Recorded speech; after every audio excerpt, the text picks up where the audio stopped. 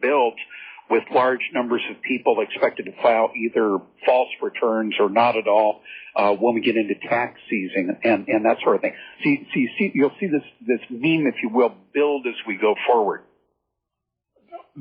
But it all points out to me that on the horizon, it doesn't look good. That's a pretty concise way of putting it, yeah. And on the distant horizon, you might ask Clif why he's building a sailboat. Why are you building a sailboat? Well, because I've discovered both some stuff in the data and some evidence to support it. And that's something else that we always do is whenever possible, if we get a hint of something in our data sets, we'll root around in the actual real world to see if there's any kind of evidence to support this as basically a wild-ass idea. And sometimes we come across them. One of them is that we're likely in our lifetime, and mine is reasonably short, so a lot of other people are certainly going to see it. We're going to see a rise in sea levels. And we know that the powers that be already have pretty much set a limit as to how high they think it'll go. And we have evidence of that, both in the data and in the real world. And the data said, well, be prepared for what we're calling a global coastal event. We don't know for sure when it's going to come, but it need not be very large to be extremely disruptive, especially where I live.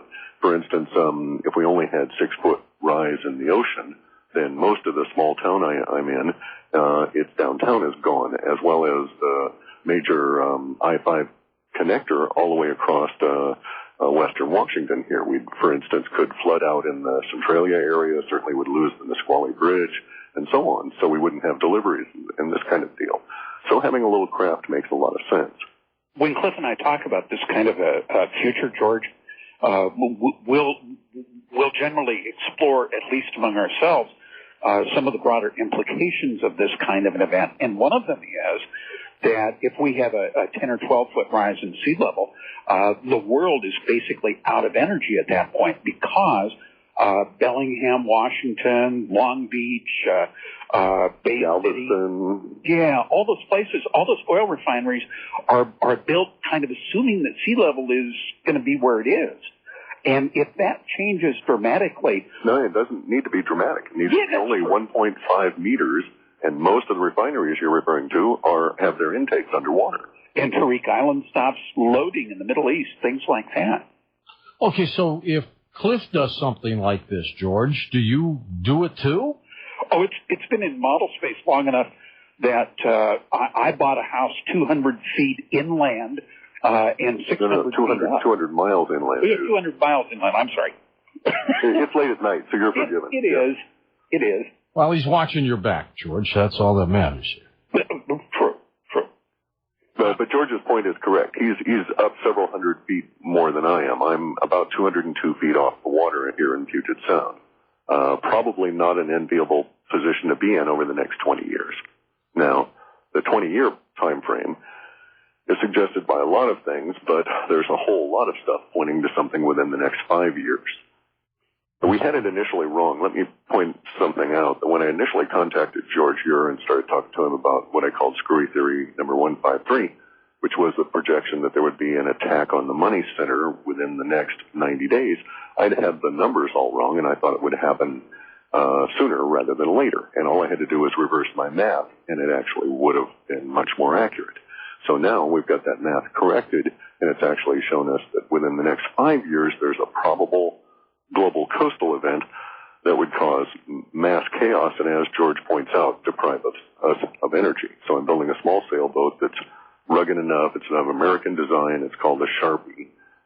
They're uniquely designed for American kind of waters and especially suited for Puget Sound because I figure under those kinds of circumstances, everybody's got to help out. Well, how long, Clif, will you be on this boat? No, it isn't that so much. It's not so much like a survival pod. You're not Noah's Ark here. No, it's not that kind of a concept. The concept is there will be a lot of places where communication will have failed. All right. And it won't be able to be rebuilt under the circumstances. So it might help, for instance, to be able to sail people around what used to be a bridge but is now underwater. My gosh, within 5 years you think it could happen? Sure.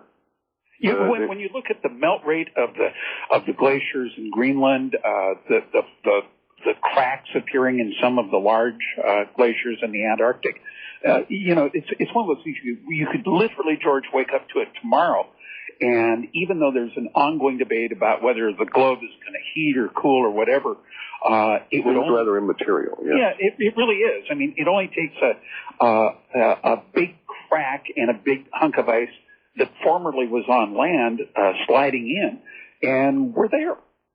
All right. Can this program, I mean, this is far out, literally, Clif or George, can it pick up on a possible asteroid strike? Will people's fears of an asteroid hitting us create the information? I mean, this is chance. Does it pick up on chance? I don't actually buy into chance. I'm sorry. That's part of a worldview that is not built into our model space because it's never anything I consider to be part of reality. I will give you a point. Chance doesn't exist as we describe it because you could, for instance, take 100 people, give them each $100 and let them loose in a casino, and they would all have differing results. But if you compared them all, you'd find that there was a definite pattern there. Now, one could put that down to slot machines, or one could take the other approach and take 100 chefs, give them all exactly the same ingredients, recipe, and conditions under which to cook, and you're going to get basically 100 different dishes to somebody who has the ability to taste. So chance doesn't exist. Some people will succeed at some things, and some people will not. And the odds, the idea that chance exists such that you might get lucky is part of a worldview that I find to be not palatable. I have evidence against it. So we don't pick up chance. Now, as to the asteroid issue, if enough people used had the fear language and had the aspects and so on, we would pick that up. Now, whether they were actually picking up an asteroid or being impelled by memes being circulated one fashion or another is hard to say. So, for instance, let's note that we can pick up all kinds of law and order focused sorts of things. But if you'll notice, vast quantities of TV are devoted to just that theme. So we have a tendency to discount it because there's an invisible hand out there that directs what gets on the mainstream media and what does not. Make sense? Well, it does. It marvels that you're able to do this. Now, what's the accuracy rate on what you do? That's really hard to say. Usually it's a failure, but when it's success, it's extremely good. So, for instance, we had all of the linguistics describing the Northeast power outage that showed up later the following day, or the day of the event and the following day, both on the mainstream television as well as in newspaper. We'd pre-picked those up by about 3 weeks. So that was a 100% hit. All right, if I'm intuitive, Clif, if I've got some gut instincts, can I be as accurate, let's say, as this computer? You'll probably be far more accurate. I'm sure the human mind is far more capable of doing this sort of thing than our crude software. Bear in mind, if we don't program it in, we're not getting it out. Whereas the human mind has the ability to form new connections in an instant, make new judgment paths, and create. Software does not. It's merely a mimic. That's why artificial intelligence is doomed. This thing, George, is almost like a net. And if we're not fishing for that size fish, we're not going to find it. But if you can really get into a very clear meditative state and actively try to perceive the future, your odds of being successful could be much better than ours. How do you know about the event particularly? You know, we've talked about the earthquakes. We've talked about flooding.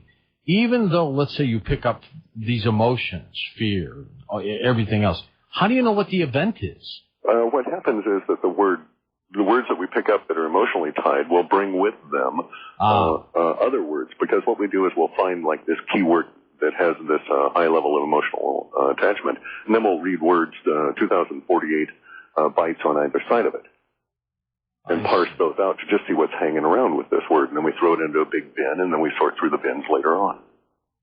Okay, so what seems to be, at this point, the most prevalent words that seem to be coming up? Oh, we have vast quantities of them. Hang on a second. Let me get the glasses on and get to them. All right, been there. Okay, we've got have to bear in mind with us because that we have this model space that we devised, so it's not like chiseled into stone or anything. So we choose that there's an intensity value for a word, and we kind of guess on it, and it sort of happens or it doesn't. We've had, for instance, words showing death of religion repeatedly. This is now showing up in the mainstream media with the recent survey that they released and whatever memery they're trying to do there. We've had the death of the dollar repeatedly. Now we're getting bankruptcy for large banks. We're talking about springtime probably. We're getting this strange thing that's built off of the millions of small particles meme, which may indicate, I don't want to get anybody rattled here, but may indicate something like ATM failure, such that millions of small particles go poof. Now it may indicate, that someone hacks a database, maybe ATM failure, maybe that everybody just gets really ticked off and we have a day where no one spends. Maybe a satellite goes? Could be something along those lines, something that would affect digidollars, so to speak. There's already a meme, by the way, that's floating around the internet, which several readers of my site have sent in. And it goes to the idea of National Guard being prepared to protect banks and so on and so forth this spring. And now that may or may not actually occur, but you see how that feeds into the words that are starting to pop out at us.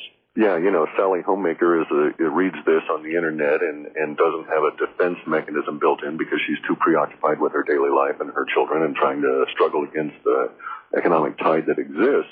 And she gets really rattled and runs, so to speak, on the internet over to her friend and, the knitting circle forum. No offense to anybody. Knitting is kind of cool. And I've done some crocheting myself, but beyond that. And did you ever finish the project, though? That's the question.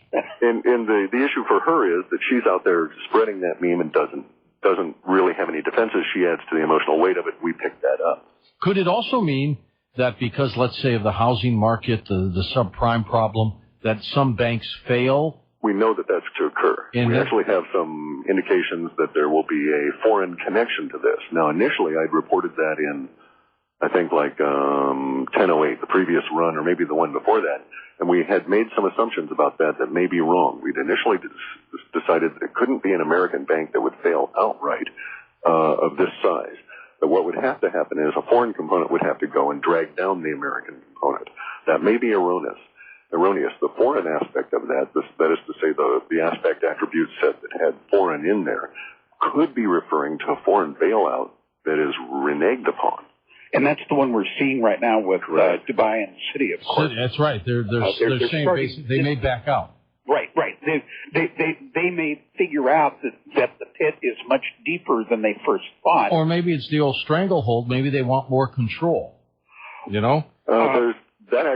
There's stuff to argue against that, because you have to bear in mind that if the American system comes to a shuddering halt here, the richest componentry of the world's currency-based systems will suffer the most.